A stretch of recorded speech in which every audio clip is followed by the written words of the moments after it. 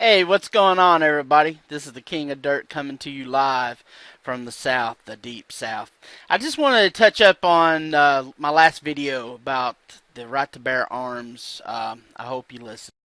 Now, I'm pretty sure that everybody knows about the shootings of the two police officers last Sunday in Vegas. I just wanted to read the report just in case there are people that aren't aware of it, which I don't know how you wouldn't. It's been all over the news. Two Las Vegas police officers and a civilian were killed after two shooters went on a rampage Sunday afternoon before killing themselves inside a busy Walmart. The two shooters, a man and a woman, stormed into Cece's Pizza at around 11:20 a.m. and confronted two uniformed officers with the Las Vegas Metropolitan Police Department eating pizza on a break, gunned them down. Sheriff Douglas Gillespie asked for patience during the investigation because both of the officers were family men and they're leaving behind loved ones. The shooters are thought to be married couple in their late 20s who were new to the Las Vegas Valley. According to the Las Vegas Review-Journal, police are reportedly investigating links to the white supremacy movement, having found swastika symbols during the initial investigation. One of them shouted, "This is the start of a revolution!" before killing one of the officers execution style as they refilled a soda, reports the Review-Journal.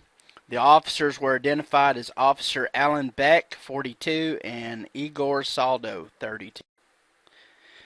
The second officer was shot several times by the female shooter, but he returned fire, Gillespie said in a press conference. The officer later died at a local hospital while in surgery. Their bodies were escorted by a police motorcade to the coroner's office. This is a prime example of what's been going on in this country with all the mass shootings. Not just this, but since Sandy Hook, we've had a lot of mass shootings, a lot of media coverage, and there's no answers. So what can we do?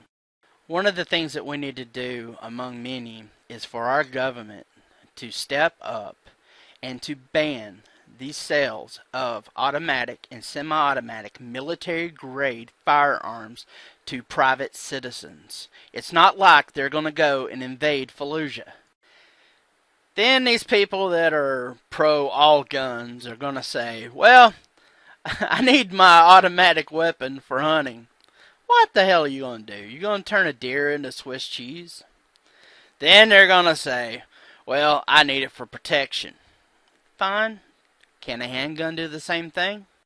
Have you ever heard the term spray and pray? That's a term that you hear a lot about when you use an automatic weapon. Can you imagine a scenario where you're inside a restaurant and some assailant comes in, say, to rob the place, and you pull out a full automatic or semi-automatic and you're going to spray away? What about those people that's in that restaurant that are innocent and sitting there just eating a burger? They're going to be right in the middle of it. You don't even think about them when you're considering what you're considering about taking a assault weapon into McDonald's. You got some of these people wanting to stock up on these firearms for just in case the government turns on its people. And you also got these people that think that they're going to rise up, they're going to create an army and take over the country and form a coup d'etat of some sort, like Viva Revolution. If you really believe that, well, all I can tell you is, my friend, you watch way too many movies and you're listening to the wrong people. Let me tell you a little secret that's not really much of a secret. Our U.S. government has one of the most well-advanced, technology-wise and boots-on-the-ground military force that's on this planet. We spend the most money to keep it that way. Now, do you really think that you have a fighting chance against that? They got tanks, they got missiles, they got technology that can circumcise a gnat from thousands of yards. Now, I'm kidding about the gnat part, but you get the point. Now, I'm not saying that those two scenarios are completely impossible, but honestly, it's not likely. Now, the second thing that we should do, and hence the word should, unfortunately, is destroy all firearms after they're used for evidence in whatever kind of crime or whatever. If they could do this for drugs, they should do it with firearms. They should not be out for resale. Now, the third thing that we should do is to make sure that all guns that are not assault weapons have permits and reissued permits after a period of time. Let's call a weapon what it really is. It's a tool. A duck is a duck. It's not a chicken. And like many tools that we use in this country, for example, a vehicle, it needs to be in check. To even drive a vehicle, you must be 16 years old to take a test to get your license. That vehicle has to have a registration in your name, and in some states you have to have it inspected to make sure it's safe for the road, and you also have to present a bill of sale. Why can't this apply to firearms? If it can work for a car, truck, or semi, the same thing can go for firearms. And the fourth thing that the U.S. government should do is have a mandatory firearms safety course to be taught how to properly use a firearm and how to store it. And the fifth thing that I would suggest is, how about a buyback program for firearms? This would get a lot of illegal firearms off the streets and out of people with questionable agendas' hands.